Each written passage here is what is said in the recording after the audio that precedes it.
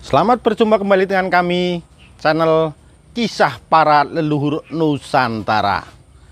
Dalam channel ini, kami akan menyajikan kisah-kisah leluhur Nusantara yang begitu hebat, jaya. Semoga kita semua bisa menjadi orang-orang hebat seperti para leluhur kita. Salam Nusantara. Pecut Sakti Bajrakirana bagian 4. Dengan bantuan tongkatnya Bagawan Jaladara bangkit berdiri dan pada saat itu, Ki Warok Petak yang tinggi besar berkumis tebal itu sudah menerjang dan membacokkan goloknya dari samping ke arah kepala Bagawan Sidik Paningal. Sadu sadu sadu.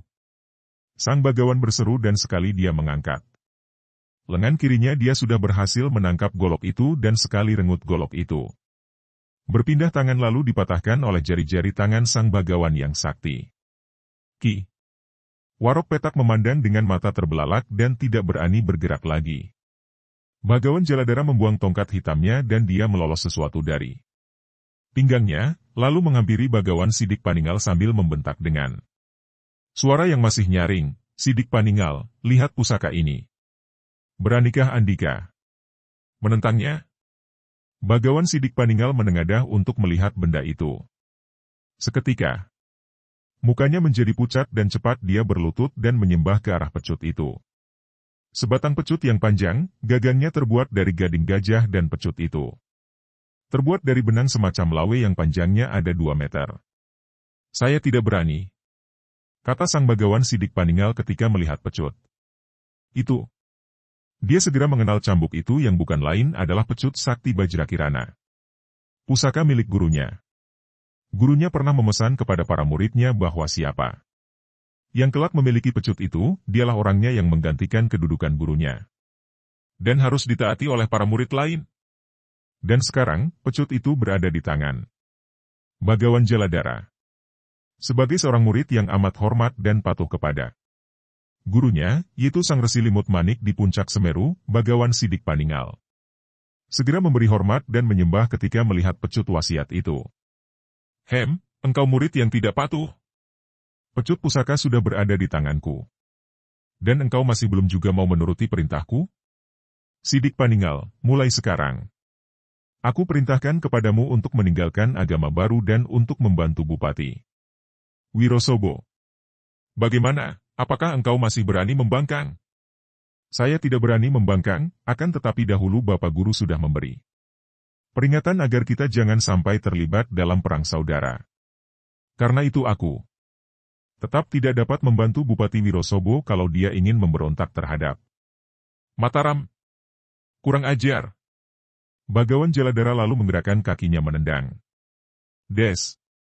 Tubuh Bagawan Sidik Paningal tertendang seperti bola, terlempar dan jatuh bergulingan karena dia sama sekali tidak berani melawan, juga tidak berani mengerahkan aji kekebalannya. Bibirnya pecah dan berdarah, akan tetapi dia bangkit. Duduk dan berlutut lagi menghadap Bagawan Jaladara yang masih memegang pecut di atas kepalanya. "Andika masih tidak mau menurut?" bentaknya.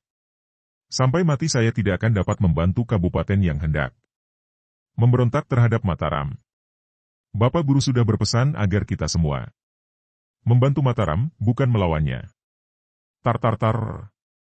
Cambuk itu meledak-ledak di udara lalu meluncur turun ke arah tubuh Bagawan Sidik Paningal. Pakaian pendeta itu tercabik-cabik dan kulit tubuhnya robek berdarah. Namun Bagawan Jaladara tidak peduli dan masih mencambuki terus. Tar tar tar tar tar. Tubuh Bagawan Sidik Paningal bergulingan dan seluruh tubuhnya mandi darah. Melihat ini, Sutejo tidak dapat tinggal diam lagi. Dia melompat dan berusaha merampas pecut itu dari tangan Bagawan Jaladara, akan tetapi sebuah tendangan dari paman gurunya itu membuatnya terjungkal. Dan sebelum dia mampu bangkit, Ki Warok Petuk dan Ki Bakakroda sudah mengeroyoknya dan memukulinya. Dia dijadikan bola oleh kedua orang itu, jatuh bangun dan bengkak-bengakak. "Cukup," kata Bagawan Jaladara kepada 2 orang pembantunya. Mereka melepaskan Sutejo yang terkulai roboh ke atas tanah, setengah pingsan. Akan tetapi, pemuda ini menggoyang kepalanya mengusir kepeningan dan dia memandang kepada Gurunya yang kini bagaikan seonggok daging yang berdarah. Bapak Guru. Dia merangkak mendekati, lalu merangkul gurunya yang seluruh tubuhnya sudah bermandikan darahnya sendiri. Sutejo, kita tidak boleh lawan. Kata gurunya terputus-putus. Sidik Paninggal, sekali lagi kuperingatkan. Kalau dalam waktu sebulan ini engkau belum datang ke Kabupaten Wirosobo, aku akan datang dan mewakili Bapak Guru untuk membunuhmu. Setelah berkata demikian, Bagawan Jaladara meninggalkan tempat itu bersama dua orang rekannya. Bapak. Sutejo merangkul lalu memondong tubuh gurunya yang basah oleh darah itu, diangkatnya masuk ke dalam rumah pondok walaupun tubuhnya sendiri penuh luka dan semua bagian tubuh terasa nyeri. Akan tetapi kakek pendeta itu tidak menjawab karena dia sudah jatuh pingsan di atas pembaringannya. Biarpun tubuhnya sendiri penuh luka, namun Sutejo tidak memperdulikan dirinya dan dengan tekun dia merawat dan mengobati luka-luka cambukan yang diderita gurunya. Dia juga sudah mempelajari ilmu pengobatan dari gurunya. Dia mencari biji pinang, daun piciran, bawang merah, gula aren dan arang kayu. Semua ini diaduk dan dipergunakan untuk mengobati luka-luka di tubuh gurunya. Setelah seminggu luka-luka di seluruh tubuh gurunya itu pun menjadi kering dan sembuh. Tubuh Sutejo sendiri adalah tubuh yang kuat dan sehat, maka luka-luka yang dideritanya sendiri dengan mudah saja diobatinya dan dalam waktu yang 3 hari luka-luka itu pun sembuh. Untung bahwa Bagawan Jaladara tidak berniat untuk membunuh mereka sehingga mereka tidak menderita luka dalam, hanya luka di kulit saja.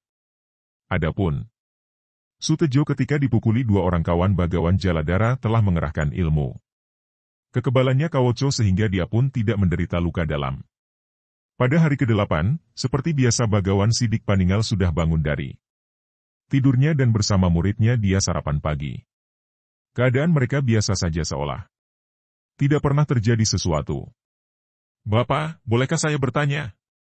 Tentu saja, Sutejo. Apakah yang hendak kau tanyakan itu? Bapak tidak kalah ketika melawan Bagawan Jaladara itu. Dia itu paman gurumu, maka engkau juga sepatutnya menyebut dia paman guru. Baiklah, Bapak. Bapak tidak kalah melawan paman guru Jaladara, akan tetapi mengapa Bapak mandah saja dan sama sekali tidak melawan ketika dia mengeluarkan cambuk itu? Apa artinya itu, Bapak?